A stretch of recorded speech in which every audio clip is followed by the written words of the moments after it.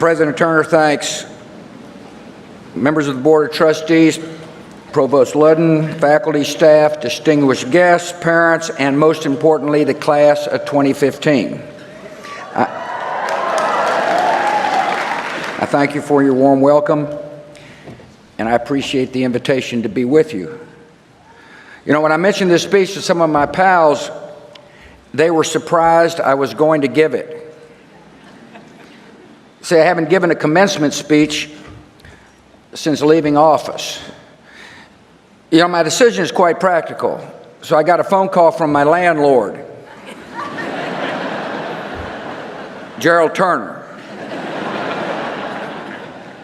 Rather than raising the rent or threatening to hold our security deposit, I was relieved to hear President Turner ask if I believed in free speech.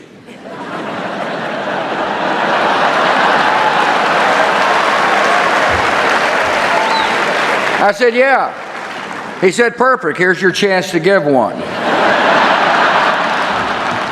As a proud member of the SMU community, I am honored to be here, truly honored, to deliver the 100th Spring Commencement Address. I admire President Turner's persuasiveness and his leadership. He runs a fantastic university.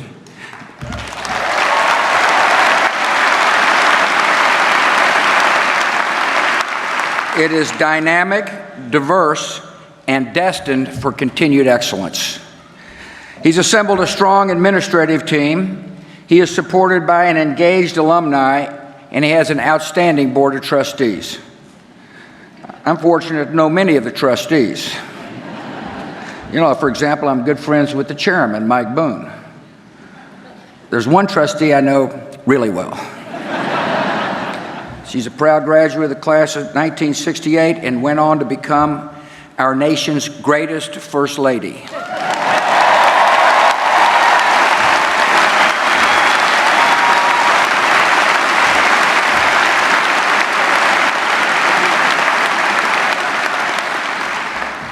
Do me a favor and don't tell Mother.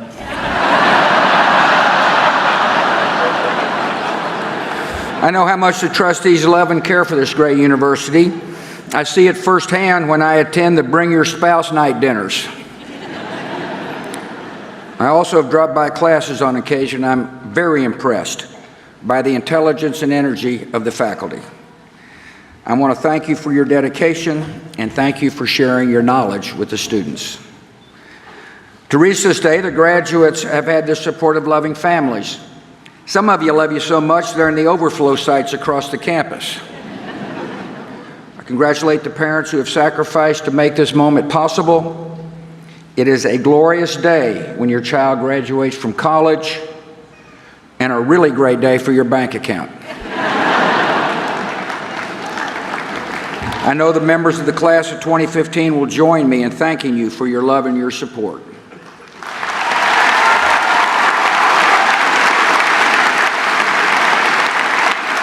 Most of all, I congratulate the members of the class of 2015. You worked hard to reach this milestone. You leave with lifelong friends and fond memories. You will always remember how much you enjoyed the right to buy a required campus meal plan. You will remember your frequent battles with the Park and Pony office. You may or may not remember those productive nights at the Barley House.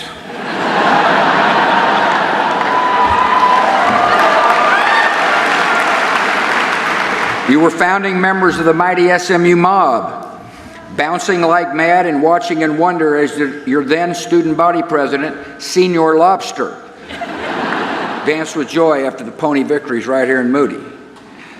You'll think back to those carefree fall game days on the boulevard, though I don't recall seeing too many of you in the stadium.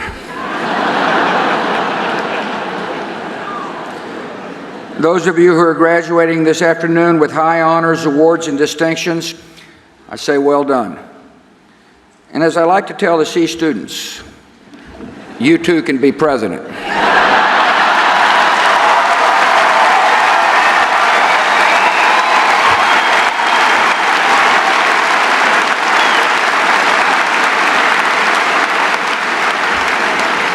After 4 years of sitting through lectures, I have a feeling you're not in the mood for another one.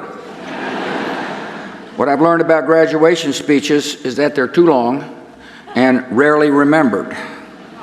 So I'm going to keep this short. I can't attest to how memorable it'll be.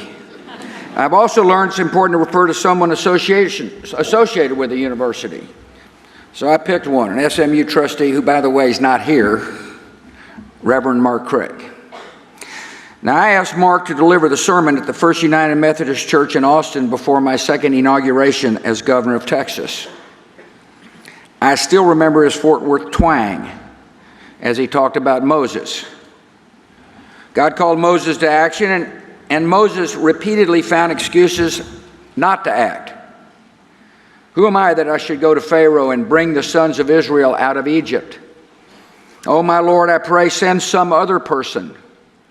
I have sheep to tend, and the people won't believe me. I'm not a very good speaker. And he obviously was not the only one who's ever mangled the English language. Or in his case, Arabic. Fortunately, Moses recognized the call to serve something greater than himself. He answered the call, led his people, and history was made. You too will be called at some point.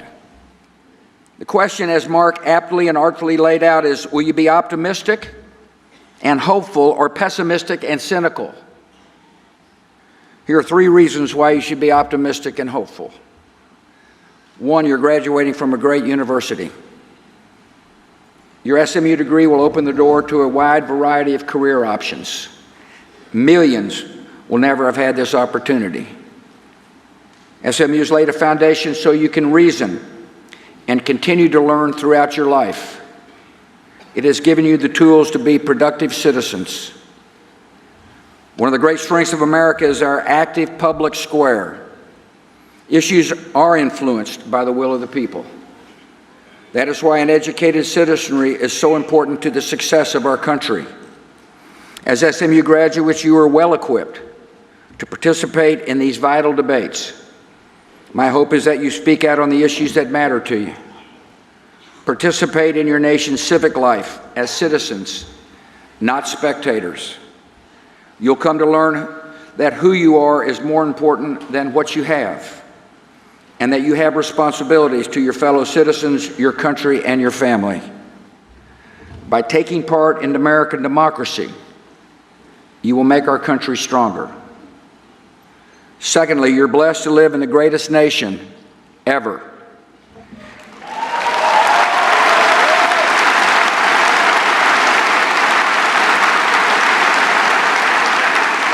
Here you can strive and succeed as far as you dare to dream.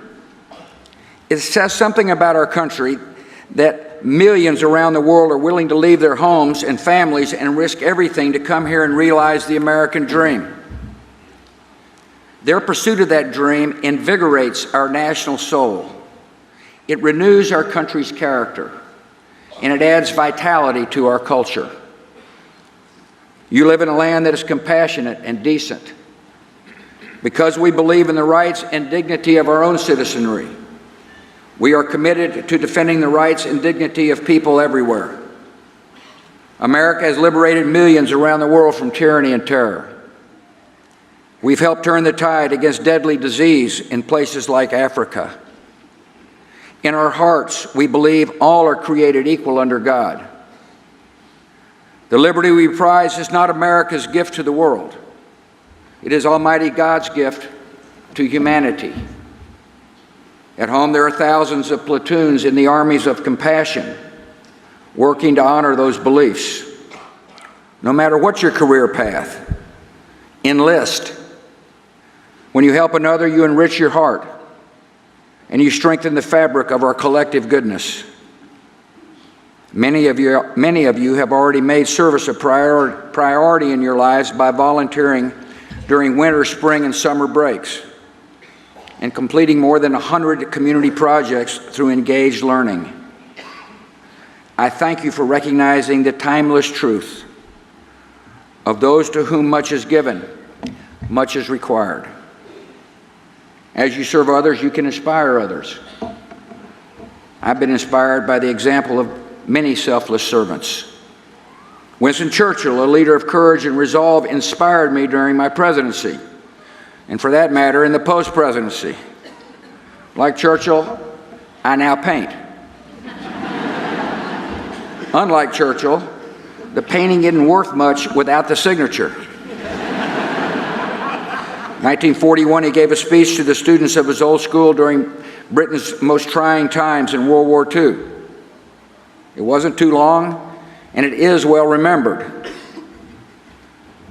Prime Minister Churchill urged, never give in, in nothing great or small, large or petty. Never give in except to convictions of honor and good sense. I hope you'll remember this advice. But there's a lesser-known passage from that speech that I also want to share with you. These are not dark days. These are great days. The greatest day of our country has ever lived.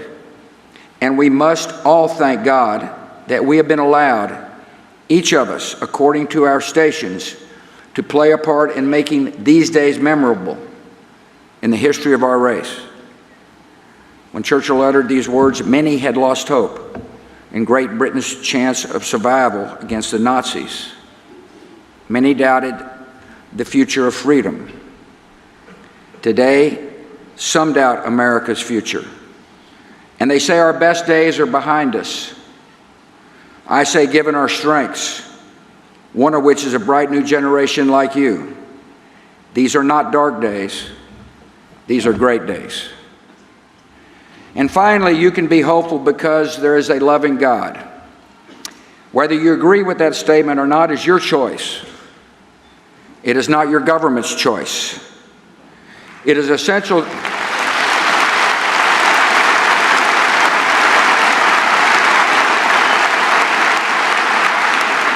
It is essential to this nation's future that we remember that the freedom to worship who we want and how we want, or not worship at all, is a core belief of our founding.